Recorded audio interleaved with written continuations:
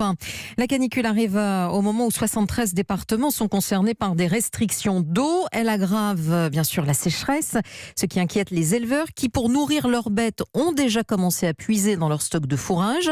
Mais pour faire face à ces difficultés, la solidarité s'organise avec les agriculteurs. Maud Descamps.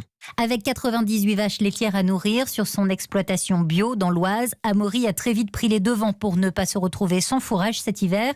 Son stock est déjà bien entamé. Il a donc passé un accord avec un céréalier de la région. Lui, il met la luzerne pour améliorer ses terres et moi, en échange, je lui promets d'acheter sa luzerne. Ainsi, moi, j'ai de la luzerne bio pour l'été ou pour l'hiver pour mes bêtes et lui, il améliore ses cultures. L'Alliance entre éleveurs et céréaliers, une solution que les chambres d'agriculture tentent de développer, comme en Bourgogne, par exemple. Mais pour certains éleveurs, la solution sera plus radicale. Il faudra vendre une partie du cheptel pour avoir moins de bouches à nourrir.